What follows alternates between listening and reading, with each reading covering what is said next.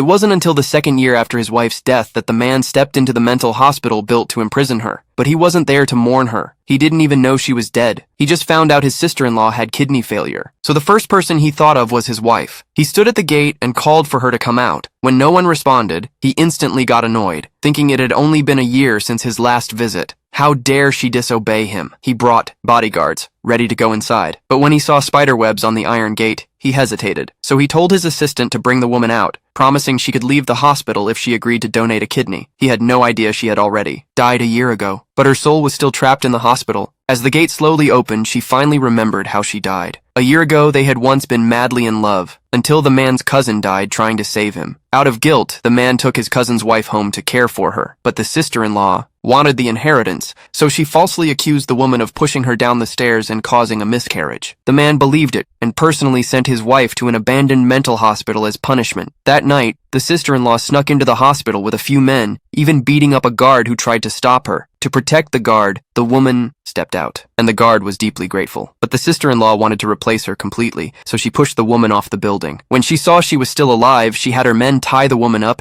and threw her into the lake. The whole thing was witnessed by the guard. To honor her sacrifice, he placed a memorial tablet by the lake, and now the man stood at the gate, waiting for his wife. Soon the assistant returned and told him she wasn't inside. The man yelled in anger, saying he had guards posted at every exit. The assistant explained he had searched every corner, and the place looked abandoned for years. But the man refused to believe it. He went in to search himself, but still found nothing. He assumed she was hiding to get his attention. He shouted that if she didn't come out, he'd tear the whole building down. The guard stepped up and told him the woman had been dead for a year. He then described how the sister-in-law had killed her, but the man didn't listen. He believed the sister-in-law was a kind woman. After all, she had come to visit his wife after the miscarriage. He accused the guard and the woman of lying and kicked the guard to the ground. He kept yelling for the woman while searching everywhere, but still found nothing. He tried calling her phone, but it was out of service. He was furious and swore she would kneel and beg for his forgiveness. Since he wouldn't believe it, the guard led him to the lake. When he saw the memorial tablet with his own eyes, he froze, but then assumed it was another trick. In his eyes, she was the one always hurting people. He ordered them to burn the tablet. The guard tried to stop them, but couldn't. Watching this, the man believed he had exposed their lies. He ordered his men to beat the guard and threatened that if they drained the lake tomorrow and didn't find her, they'd all pay the price. The next day, he showed up with the sister-in-law and even brought his son. When the woman saw her son run into the house, she immediately followed. She reached out to hug him, but he walked right through her. She could only watch helplessly as the man bullied their child. The sister-in-law knew the man hadn't married her because of the son, so she tried to trigger his heart condition by asking the man if the woman was really dead. He quickly stopped her, then put his hand on the boy's shoulder and called out for